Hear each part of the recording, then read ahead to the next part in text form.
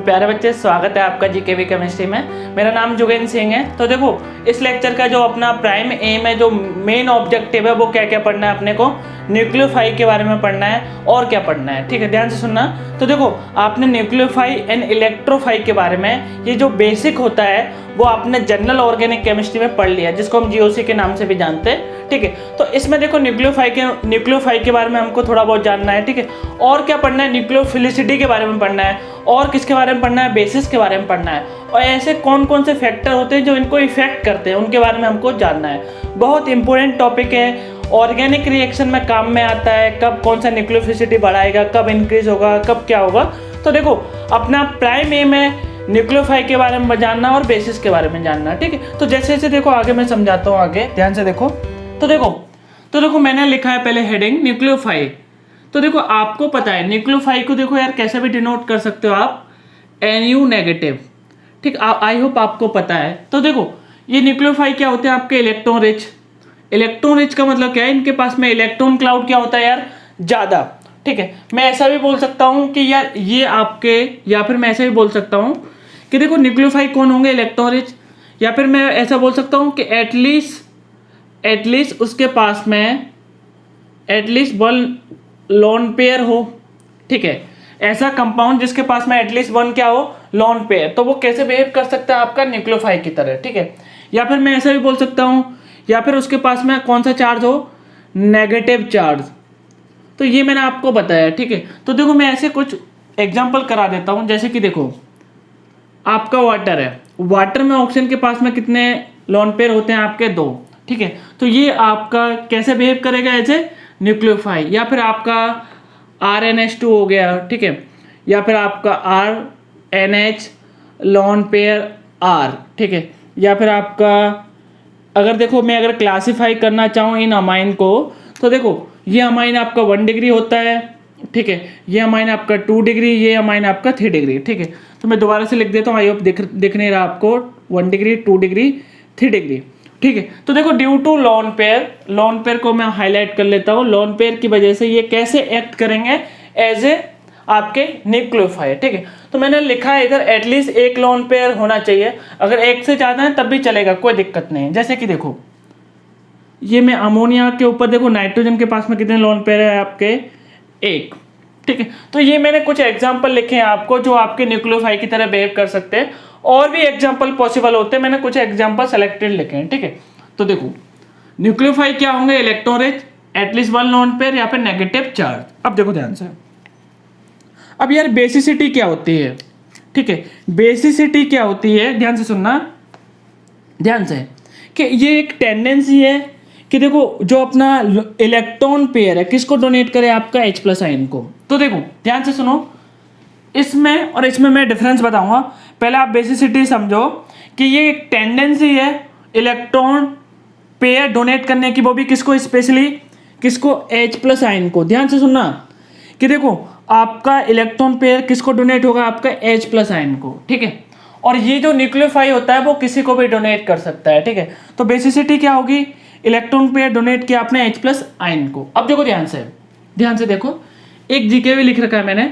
ठीक है, एक और चीज मैं बताता हूँ कि ये जो आपके न्यूक्लियोफाई होते हैं वो आपके लुईस बेस की तरह एक्ट करते हैं, लुईस बेस की तरह एक्ट करते हैं, जो आपको आई होप पता होगा कि देखो ऑल बेसिस आर न्यूक्लियोफाई, लेकिन वाइस वर्सा इनका ट्रू नहीं है। All bases are nucleophile but all nucleophile are not base all the time. ठीक है, आई होप ये बात आपको समझ में आई है। और ये देखो, ये बात आपको जीओसी में पढ़ा दी गई है। ठीक है, मैं इधर आपको क्लियर नहीं बताऊंगा, ये आपको जीओसी में पढ़ा दी गई है। ठीक है, नहीं आती फिर भी मेरे से पूछ सकते हो कमेंट सेक्शन में। तो देखो मैंने जो बताया आपको, ध्यान से सुनना कि ऑल बेसिस आर न्यूक्लियोफाई, लेकिन जितने भी न्यूक्लियोफाई हैं वो आपके बेसिस नहीं होंगे ऑल द टाइम।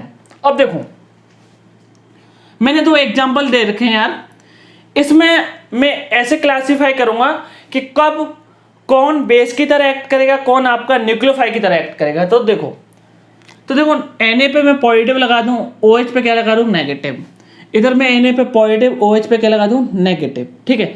और इधर देखो क्लोरीन की इलेक्ट्रॉन नेगेटिविटी ज़्यादा, तो इधर डेल नेगेटिव, इधर डेल पॉजिटिव, यहाँ तक कोई दिक्कत है। अब देखो यहाँ ये एसिड है तो H+Cl नेगेटिव, ये क्लियर है आपको यहाँ तक। तो देखो ध्यान से सुनो, यहाँ से आपका OH नेगेटिव आया, OH नेगेटिव बोलो कहाँ पर अटैक करेगा आपका, पार्शियल डेल नेगेटिव पे या पॉजिटिव पे, तो आपको पता है पार्शियल डेल पॉजिटिव पे, और Cl को निकाल देगा। तो देखो क्या बन गया, ये बन गया OHCH3, समझ में आया, ठीक है। तो देखो OH ने अपना इलेक्ट्रॉन क्लाउड किसको दिया, कार्बन को, तो ये कैसे बिहेव करेगा आपका, न्यूक्लियोफाइल की तरह।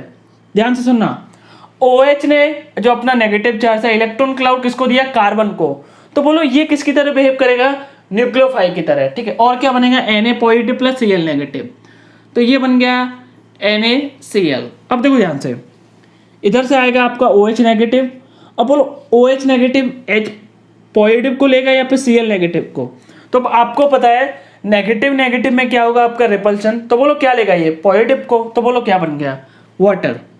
तो OH नेगेटिव ने आपने अपना इलेक्ट्रॉन क्लाउड किसको दिया, H+ को। ध्यान से सुनना, तो ये क्या बन गया आपका, वाटर, और क्या बन गया, NaCl, ठीक है। तो बोलो इधर आपका ये किसकी तरह बिहेव कर रहा है, आपका बेस की तरह। तो देखो ध्यान से, OH नेगेटिव ने यहां पर अपना इलेक्ट्रॉन क्लाउड किसको दिया, H पॉजिटिव को, ठीक है। तो H पॉजिटिव को अगर डोनेट करेगा, तो मैंने बेसिसिटी में मैंने बताया कि वो एक्ट करेगा एज ए बेस। अगर वो H+ के अलावा किसी दूसरे एटम को डोनेट कर रहा है, ठीक है, तो देखो इसने इसको डोनेट किया, ये निकल गया, तो बोलो ये कैसे बिहेव करेगा आपका, न्यूक्लियोफाइल की तरह। ये कैसे बिहेव करेगा आपका, बेस की तरह। तो दोस्तों आगे देखते हैं हम लोग। तो देखो न्यूक्लियोफिलिसिटी के बारे में हमको जानना है, ठीक है। अभी तो जो भी मैंने आपको बताया बेसिक बताया न्यूक्लियोफाइल के बारे में, अभी अपने को जानना है न्यूक्लियोफिलिसिटी के बारे में। तो देखो ये क्या है आपकी, ये एक tendency to give electron pair to electron deficient carbon atom. कहने का मतलब मेरा क्या है कि देखो न्यूक्लियोफिलिसिटी क्या है कि एक टेंडेंसी है, पहली बात तो कि इलेक्ट्रॉन पेयर डोनेट करने किसको, इलेक्ट्रॉन डेफिशिएंट को, वो भी क्या है, कार्बन एटम को, तो उसको बोलेंगे हम न्यूक्लियोफिलिसिटी। तो tendency to give electron pair to electron deficient carbon atom, ठीक है। तो देखो ऐसे कौन कौन से क्राइटेरिया जो न्यूक्लियोफिलिसिटी को इफेक्ट करते हैं, ठीक है। तो मैं एक एक करके पढ़ाऊंगा। तो देखो पहला क्राइटेरिया है आपका, ध्यान से देखना, केस 1 मान रहा हूँ, एक केस 2 मान रहा हूँ, ठीक है। तो बोलो न्यूक्लियोफिलिसिटी क्या है कि एक इलेक्ट्रॉन क्लाउड देना, ठीक है, इलेक्ट्रॉन क्लाउड देना। अब आप बोलो देने वाले को और कोई देने वाला आ जाए, जैसे कि देखो, ठीक है, कि G= कोई भी ग्रुप है, ठीक है, और वो क्या इलेक्ट्रॉन रिलीजिंग ग्रुप, जैसे कि +M +I और आपका हाइपर कंजुगेशन। आपको पता है ये इलेक्ट्रॉन क्लाउड डोनेट करते हैं, तो बोलो ये आपकी न्यूक्लियोफिलिसिटी क्या करेंगे, न्यूक्लियोफिलिसिटी आपकी इंक्रीज करेंगे। क्यों, क्योंकि अब ये जल्दी से दे पाएगा। समझ में आया, बहुत आसान चीज बोली है मैंने कि देखो न्यूक्लियोफिलिसिटी क्या होती है कि इलेक्ट्रॉन क्लाउड देने की टेंडेंसी इलेक्ट्रॉन डेफिशिएंट को, ठीक है, कार्बन एटम को, अगर देने वाले को और देने वाला आ जाए, ठीक है, जैसे कि इलेक्ट्रॉन रिलीजिंग ग्रुप या फिर इलेक्ट्रॉन डोनेटिंग ग्रुप, तो बोलो न्यूक्लियोफिलिसिटी क्या होगी आपकी, इंक्रीज हो जाएगी। अब देखो इसी के अंदर और देखो ध्यान से कि देखो इसी के अंदर अगर मैंने लगा दिया इलेक्ट्रॉन विड्रॉइंग ग्रुप, ठीक है, जैसे कि -M -I, ठीक है, अब बोलो न्यूक्लियोफिलिसिटी क्या होगी, डिक्रीज हो जाएगी। समझ में आया ना। तो केस 1 बहुत आसान था, ठीक है। अब देखो केस 2, आराम से सुनना, इंग्लिश में लिख दिया है, देखो the more polarisable donor atom, ठीक है, इज ए बेटर न्यूक्लियोफाइल। कहने का मतलब मेरा क्या है, ध्यान से सुनना, भी सुनते रहना। देयरफॉर, ठीक है, large size of donor atom increase nucleophilicity. देखो कहने का मेरा मतलब क्या है कि देखो आपके पास में जो एनाइन है, नेगेटिव चार्ज है, ठीक है, जैसे कि देखो एग्जांपल से बता देता हूँ, ये आपके पास में लार्ज साइज है, ठीक है, तो ये पोलराइज करेगा पॉजिटिव चार्ज को अच्छे से, या पॉजिटिव चार्ज इसको पोलराइज करेगा अच्छे से, ठीक है। तो देखो यही मैंने लिखा है कि देखो अगर large size of donor atom होगा तो इंक्रीज करेगा न्यूक्लियोफिलिसिटी को, ठीक है। तो थोड़ा ध्यान से और फजान रूल लगा लेना। तो देखो मेरा कहने का मतलब क्या है कि देखो जितना आपका बड़ा साइज का आपका आयन होगा, ठीक है, आयन, क्योंकि देखो उसके ऊपर नेगेटिव चार्ज होगा, ठीक है, तो वो पोलराइज करेगा पॉजिटिव चार्ज को ज़्यादा। जितना ज़्यादा पोलराइज करेगा उतना जितना ज़्यादा पोलराइज करेगा उतना इलेक्ट्रॉन क्लाउड वो दे रहा है, उतना इलेक्ट्रॉन क्लाउड दे रहा है, तो बोलो न्यूक्लियोफिसिटी क्या हुई उसकी ज़्यादा, ठीक है। क्वेश्चन के थ्रू मैं बताऊंगा। अब देखो पीरियोडिक टेबल में देखो कैसे हम आइडेंटिफाई करेंगे कि न्यूक्लियोफिसिटी क्या है। तो देखो अगर मैं लेफ्ट टू राइट की बात करूं तो लेफ्ट टू राइट न्यूक्लियोफिसिटी क्या होती है आपकी, डिक्रीज यार, ध्यान से देखना। अगर मैं पीरियोडिक टेबल में लेफ्ट टू राइट की बात करूं तो न्यूक्लियोफिसिटी क्या होती है, डिक्रीज। जैसे कि देखो ये मैंने लेफ्ट टू राइट लिख रखा है, बोलो इलेक्ट्रॉन नेगेटिविटी इंक्रीज होगी तो बोलो इलेक्ट्रॉन देने की टेंडेंसी डिक्रीज होगी, ठीक है। तो देखो left to right electron negativity आपकी इंक्रीज हो रही है तो इलेक्ट्रॉन देने की टेंडेंसी भी क्या होगी आपकी, डिक्रीज होगी, ठीक है। दोबारा से सुन लो, left to right electron negativity increase हो रही है, इलेक्ट्रॉन खींचने की टेंडेंसी आपकी इंक्रीज हो रही है तो इलेक्ट्रॉन देने की टेंडेंसी आपकी डिक्रीज हो रही है। लेफ्ट टू राइट की बात कर रहा हूं। तो देखो तो मैंने बोला लेफ्ट टू राइट न्यूक्लियोफिसिटी क्या होगी आपकी, डिक्रीज होगी, आपको ये याद रखना है। अब देखो ध्यान से सुनना, टॉप टू बॉटम की बात करूं, ठीक है, पीरियोडिक टेबल में बात कर रहे हैं तो आपको पता है साइज बढ़ेगा। मैंने अभी देखो यहां पर आपको बताया है large size of donor atom increase nucleophilicity. तो बोलो टॉप टू बॉटम साइज बढ़ता है, आपको पता है साइज बढ़ता है, तो बोलो न्यूक्लियोफिलिसिटी क्या होगा आपका, इंक्रीज होगा। आपको पता चल गया क्यों, क्योंकि पोलराइज वो ज्यादा करेगा, ठीक है। तो देखो लेकिन देखो अगर मैं बेसिक स्ट्रेंथ के बारे में बात करूं, टॉप टू बॉटम, ठीक है, टॉप टू बॉटम की अगर बात करूं तो बेसिक स्ट्रेंथ क्या होती है आपकी, डिक्रीज होती है। आई होप आपको ये समझ में आया, ठीक है। तो top to bottom size increase होगा, तो साइज इंक्रीज होगा तो आपका जो न्यूक्लियोफिसिटी है वो आपकी इंक्रीज होगी, तो न्यूक्लियोफिसिटी क्या लिख रखा है मैंने, इंक्रीज। लेकिन बेसिक स्ट्रेंथ क्या होगी आपकी, डिक्रीज। अब देखो मैंने ये क्वेश्चन लिख रखा है, तो क्वेश्चन में क्या है कि पहले आपको एसिडिक स्ट्रेंथ पता करना है। तो देखो एसिडिक स्ट्रेंथ आपको पता है, एसिडिक स्ट्रेंथ का ये ऑर्डर आता है, आपको पता है top to bottom acidic strength increase होती है, ठीक है। अब देखो ध्यान से आगे, F negative, Cl negative, Br negative और I नेगेटिव।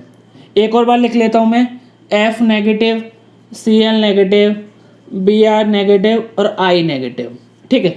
अगर मैं इसमें बेसिक स्ट्रेंथ का ऑर्डर बोलूं तो बोलो बेसिक स्ट्रेंथ का ऑर्डर क्या आएगा। अभी मैंने आपको बताया top to bottom basic strength क्या होगी आपकी, डिक्रीज। तो देखो बेसिक स्ट्रेंथ का ऑर्डर आएगा आपका ये, ठीक है।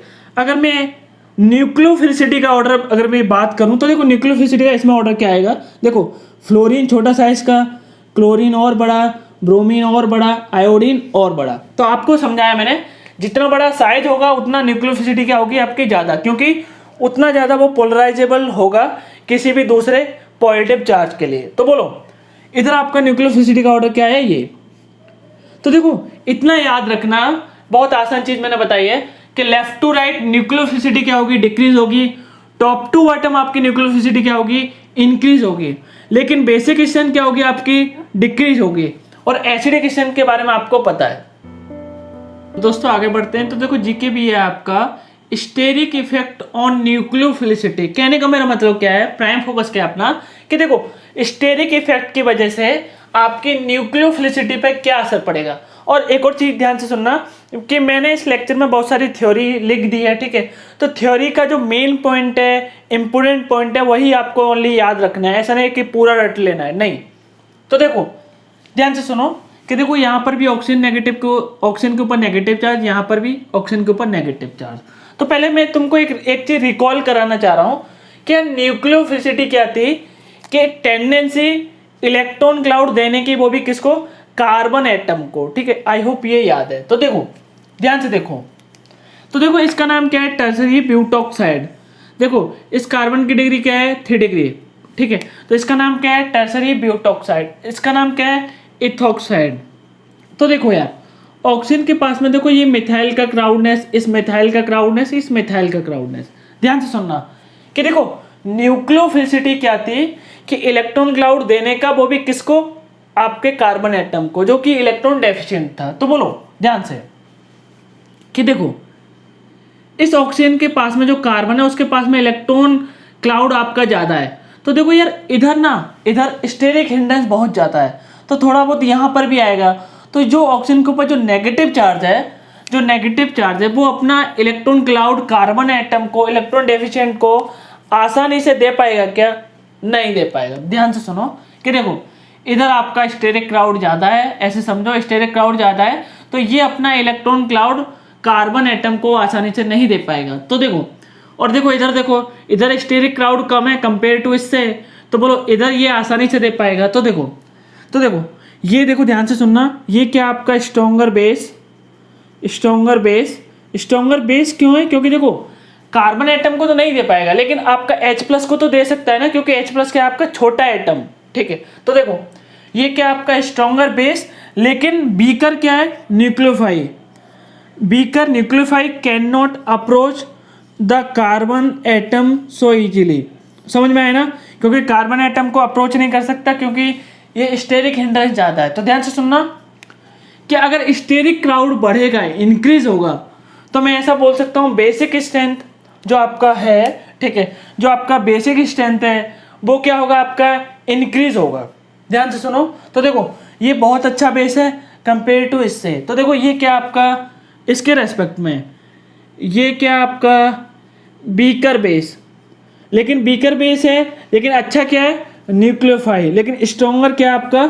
न्यूक्लियोफाई। तो देखो इसका एप्लीकेशन आपका बहुत है, ध्यान से सुनते रहना कि स्टेरिक क्लाउड बढ़ेगा तो बेसिक स्ट्रेंथ क्या होगी? आपकी इंक्रीज होगी, और न्यूक्लियोफिसिटी क्या होगी? आपकी डिक्रीज होगी, ठीक है। तो देखो ध्यान से सुनो, स्ट्रॉन्गर बेस, बीकर न्यूक्लियोफाई, क्योंकि कार्बन पे अप्रोच नहीं कर पाएगा आसानी से। अब देखो कम स्टेरिक क्लाउड तो आपका बीकर बेस, स्ट्रॉन्गर क्या होगा? आपका न्यूक्लियोफाई। अब ध्यान से सुनना, तो देखो ये स्टेरिक इफेक्ट था ऑन न्यूक्लियोफिलिसिटी। अब देखो ध्यान से कि देखो the effect of the solvent, कहने का मेरा मतलब क्या है कि न्यूक्लियोफिलिसिटी को, ठीक है, आपके सॉल्वेंट से क्या क्या कैसे कैसे असर पड़ सकता है, ये सब चीज़ हम देखने वाले हैं। तो देखो इन पोलर प्रोटिक सॉल्वेंट, तो पहले यहीं पर रखो, पोलर प्रोटिक सॉल्वेंट क्या होते हैं? जिनके पास में आपका H+ होता है, ठीक है। तो देखो in polar protic solvent large nucleophile are good. समझे कि अभी तक हम जो भी न्यूक्लियोफिलिसिटी की बात कर रहे थे कि आप अपने को पता है अगर उसका साइज बढ़ेगा तो न्यूक्लियोफिलिसिटी क्या होती थी? इंक्रीज होती थी। तो वो हम किस में बात कर रहे थे? पोलर प्रोटिक सॉल्वेंट में। जैसे कि देखो अगर मैं हैलाइड आयन का एक एग्जांपल बताऊं तो देखो F negative, Cl negative, Br negative, ठीक है, I नेगेटिव। और देखो ये न्यूक्लियोफिलिसिटी हम बात कर रहे हैं किस में? ध्यान से देखो, in polar protic solvent. Polar protic solvent क्या होते हैं? जिसमें आपका H+ आता है। तो देखो हैलाइड आयन ये मैंने दे रखा है, और आपको मैंने समझाया कि अगर लार्ज, ठीक है, अगर उसका लार्ज साइज होगा तो न्यूक्लियोफाई क्या होगा? अच्छा, और न्यूक्लियोफिलिसिटी क्या होगी? आपकी अच्छे, ठीक है। तो देखो, तो बोलो साइज के बारे में आपको पता है यार, टॉप टू बॉटम साइज बढ़ता है, ये इतना, ये इतना, ये और बड़ा, और ये और बड़ा। तो जितना बड़ा साइज आएगा उतनी ज़्यादा उसकी न्यूक्लियोफिलिसिटी होगी। आई होप आपको समझ में आए। अब देखो इन DMSO का मतलब क्या है? Di methyl sulphoxide. अगर देखो मैं इसकी स्ट्रक्चर बनाना चाहूँ तो देखो इधर बना रहा हूँ CH3 sulphur H double bond O CH3। क्या नाम है इसका? ध्यान से देखो, इसका नाम है आपका डाई मिथाइल सल्फोक्साइड। क्या नाम है बेटा? Di methyl sulphoxide. इधर मैं हटा देता हूँ, थोड़ा क्लियर दिखेगा, ठीक है, ताकि आपको कुछ कंफ्यूजन नहीं हो। तो ये आपका नाम है डाई मिथाइल सल्फोक्साइड। तो रिलेटिव रिएक्टिविटी देख रहे हैं, यहाँ पर हम न्यूक्लियोफिलिसिटी देख रहे हैं। तो देखो इधर आपका ना यार उल्टा ऑर्डर आता है यार, ठीक है, आपको याद रखना है, इधर आपका उल्टा ऑर्डर आता है, ठीक है। ये किस में? आपका इन पोलर एप्रोटिक सॉल्वेंट। तो देखो आई होप इतना आपको समझ में आया। जो आपके पोलर प्रोटिक सॉल्वेंट होते हैं जिसमें आपका लार्ज साइज होगा, उसके न्यूक्लियोफिलिसिटी क्या होगी? ज़्यादा। लेकिन इन पोलर एप्रोटिक सॉल्वेंट की बात करें तो उसमें उल्टा होता है, ये आपको याद रखना है, ठीक है। अब देखो ध्यान से, GKV की बात कर रहे हैं तो देखो ये आपका थोड़ा इनडेप्थ, बहुत इनडेप्थ में बात कर दी, इतना शायद ज़रूरत नहीं पड़ता, ठीक है। तो देखो रिलेटिव न्यूक्लियोफिलिसिटी की बात कर रहे हैं, वो भी किस में, पोलर प्रोटिक सॉल्वेंट में। तो देखो ये आपको याद नहीं रखना, बस मैंने बता दिया है। तो देखो सबसे ज़्यादा होती है SH नेगेटिव की, उसके बाद में I नेगेटिव की, उसके बाद में OH नेगेटिव की, N3 नेगेटिव की, Br नेगेटिव की, Cl नेगेटिव की, F नेगेटिव की, सबसे लास्ट में क्या आता है आपका वाटर। तो देखो ये डिक्रीजिंग ऑर्डर में क्या है, न्यूक्लियोफिलिसिटी, वो भी किसमें, पोलर प्रोटिक सॉल्वेंट में। तो एक और बार मैं रिपीट कर देता हूँ यार, कि देखो अगर स्टेरिक क्राउड बढ़ेगा तो स्ट्रॉन्ग बेस होगा, लेकिन बीकर क्या होगा, न्यूक्लियोफाइल। अगर स्टेरिक क्राउड कम होगा तो आपका बीकर क्या होगा, बेस, और स्ट्रॉन्गर क्या होगा आपका न्यूक्लियोफाइल, ठीक है। और मैंने ये बोला in effect of the solvent, के सॉल्वेंट का आपका असर कैसा पड़ेगा न्यूक्लियोफिलिसिटी पे। तो इन पोलर प्रोटिक सॉल्वेंट जो हम पढ़ रहे थे वो सेम है, लार्ज साइज होगा, न्यूक्लियोफिलिसिटी क्या होगी आपकी ज़्यादा। तो देखो ये मैंने आपको एग्जांपल बताया इन पोलर प्रोटिक सॉल्वेंट। अगर मैं पोलर एप्रोटिक सॉल्वेंट की बात करूं तो ये उल्टा हो जाता है, और ये वाला मैंने आपको ऑर्डर बताया, जो याद नहीं करना, बस आपको नोट्स में लिख लेना है। देखो दोस्तों ध्यान से, अब इस लेक्चर की मैं समरी बता रहा हूँ, तो देखो जीके भी है आपका, ध्यान से सुनना हर एक चीज़, ठीक है। तो देखो इस लेक्चर में वैसे भी मैंने थोड़ा बहुत ज़्यादा थ्योरी बता दिया है, लेकिन आपको जो आपको मेन पॉइंट है, थ्योरी से आपको मेन पॉइंट निकालना है, ओनली बस उतना ही याद रखना है, और जितना तुम्हारे सिलेबस में ओनली उतना ही याद रखना है। तो देखो यार ध्यान से कि देखो मैंने तुमको थोड़ा ज़्यादा पढ़ा दिया है, तो जीके की बात कर रहे हैं, ठीक है। If donor atom belong to, ठीक है, सेम पीरियड का मतलब क्या है, अगर मैं पीरियोडिक टेबल में बात करूं लेफ्ट टू राइट, ठीक है, पीरियोडिक टेबल की बात कर रहे हैं, अगर आपका donor atoms belong to same period, ठीक है, देन न्यूक्लियोफिलिसिटी एंड बेसिसिटी क्या होगी आपकी, सेम, ठीक है। बस देखो 3 पॉइंट लिख रहा हूँ समरी में, बस आपको इतना याद रखना है, ठीक है। तो देखो अगर मैं लेफ्ट टू राइट की बात करूँ, ठीक है, left to right periodic table में, तो न्यूक्लियोफिलिसिटी एंड बेसिसिटी क्या आएगी आपकी, सेम। इसका एक क्वेश्चन करा देता हूँ, ठीक है। तो देखो CH3 negative, NH2 negative, OH negative, F negative, तो बोलो ये क्या आपका left to right periodic table में, तो बोलो इधर आपका न्यूक्लियोफिलिसिटी या बेसिसिटी का ऑर्डर क्या आएगा, ये। तो देखो ये ऑर्डर आपका न्यूक्लियोफिलिसिटी का भी है और बेसिसिटी का भी है, दोनों का ऑर्डर क्या है आपका, सेम। आई होप ये क्लियर हुआ आपको, ठीक है। और देखो ध्यान से, अगर मैं ग्रुप में बात करूं, बोलो ग्रुप का मतलब क्या है, कि देखो टॉप टू बॉटम, ठीक है। अगर मैं टॉप टू बॉटम की बात करूं तो आपको पता है लार्ज साइज होगा तो, ठीक है, मैं टॉप टू बॉटम की बात कर रहा हूं, तो अगर लार्ज साइज होगा तो न्यूक्लियोफिलिसिटी क्या होगी आपकी, इंक्रीज होगी, लेकिन बेसिसिटी क्या होती थी, डिक्रीज होती थी, जो मैंने आपको समझाया। तो देखो लिखा भी है मैंने आसान भाषा, on moving top to bottom. तो देखो मैंने आपको इतना समझाया था कि अगर आपका लार्ज साइज होगा तो आपकी न्यूक्लियोफिलिसिटी क्या होगी, इंक्रीज होगी, ठीक है। तो देखो वही है आपका in a group top to bottom, nucleophilicity क्या होगी आपकी, इंक्रीज होगी, बेसिसिटी क्या होगी आपकी, डिक्रीज होगी, on moving top to bottom, ठीक। इसका भी एक क्वेश्चन कर लेते हैं। तो देखो ये टॉप टू बॉटम ऐसे लिखा है मैंने, टॉप टू बॉटम, ठीक है, टॉप टू बॉटम ऐसे लिखा है मैंने। तो बोलो ये ध्यान से बोलो कि देखो पहले मैं न्यूक्लियोफिलिसिटी का मैं सीक्वेंस लिख रहा हूँ, तो बोलो क्या आएगा ऑर्डर, न्यूक्लियोफिलिसिटी। तो बोलो आपको पता है लार्ज साइज का ज़्यादा होता है न्यूक्लियोफिलिसिटी। अगर मैं बेसिसिटी की बात करूँ तो बोलो क्या आएगा, बेसिसिटी का ऑर्डर क्या आएगा आपका उल्टा, टॉप टू बॉटम, बेसिसिटी क्या होती है आपकी, डिक्रीज होती है। तो देखो अभी तक मैंने आपको क्या बताया, लेफ्ट टू राइट की बात करें न्यूक्लियोफिलिसिटी एंड बेसिसिटी क्या आएगी आपकी, सेम, ठीक है, सेम पीरियड की बात कर रहे हैं। टॉप टू बॉटम की अगर बात करें, on moving top to bottom, ठीक है, वो भी किस में, ग्रुप में है, तो न्यूक्लियोफिलिसिटी क्या होगी, इंक्रीज होगी, और बेसिसिटी क्या होगी आपकी, डिक्रीज होगी। अब देखो ध्यान से if donor atom is same, कहने का मतलब क्या है, अगर डोनर एटम आपका सेम हुआ, then nucleophilicity and basicity have the same order. ध्यान से सुनना, जैसे कि देखो ऑक्सीजन पे नेगेटिव, इधर भी आपका नेगेटिव, तो बोलो इधर भी आपका डोनर एटम क्या, ऑक्सीजन, इधर भी डोनर एटम क्या आपका, ऑक्सीजन। मैं लिख देता हूं, डोनर एटम क्या है आपका, ऑक्सीजन, ठीक है, डोनर एटम क्या है आपका, ऑक्सीजन। तो यह दोनों तरफ डोनर एटम क्या है आपका, सेम। तो अब जो आप देखो ध्यान से सुनो, आप एक का ऑर्डर निकाल लो, ठीक है, आप बेसिसिटी का ऑर्डर निकाल लो, वही आपका न्यूक्लियोफिलिसिटी का ऑर्डर होगा। तो देखो pi bond sigma negative charge, pi bond sigma negative charge, pi bond sigma negative charge. तो देखो इधर आपका मोर रेजोनेंस हो रहा है, मोर रेजोनेंस, इधर आपका रेजोनेंस हो रहा है, लेकिन इसके रेस्पेक्ट में मैं क्या लिख रहा हूँ, ओनली रेजोनेंस। तो देखो pi bond sigma negative charge, pi bond sigma negative charge, pi bond sigma negative charge. अगर देखो और हाईलाइट करना चाहूँ, इधर एक कंजुगेशन, इधर आपका दूसरा कंजुगेशन, तो इधर आपका कंजुगेशन ज़्यादा है, इधर आपका ओनली एक कंजुगेशन। तो इधर आपका कम रेजोनेंस हो रहा है, इधर आपका ज़्यादा रेजोनेंस हो रहा है। तो बोलो बेसिसिटी का ऑर्डर क्या आएगा आपका, कम वाले का। आपको पता है कि रेजोनेंस आपका बेसिकेशन क्या करता है, आपका डिक्रीज करता है। तो बोलो इसकी आपकी बेसिकेशन क्या हुई, ज़्यादा कंपेयर टू इससे। तो दोनों का ऑर्डर देखो, ये ऑर्डर आपका बेसिसिटी का भी है और किसका है, ये ऑर्डर आपका न्यूक्लियोफिलिसिटी का भी। मैंने आपको समझाया अगर आपका डोनर एटम आपका न्यूक्लियोफिलिसिटी, ठीक है, तो न्यूक्लियोफिलिसिटी ध्यान से सुनना, ठीक है, शायद मैंने इंग्लिश में गलत लिख दिया, ठीक है।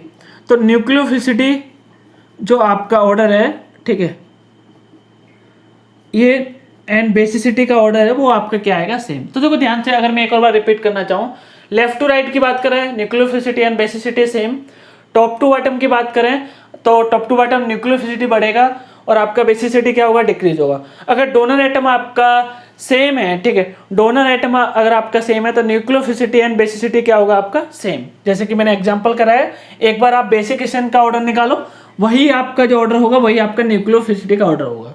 और एग्जांपल मैं लास्ट में ऐड कर दूंगा इमेज में, तो वीडियो को पॉज करके एक बार अच्छे से उन क्वेश्चन को कर लेना।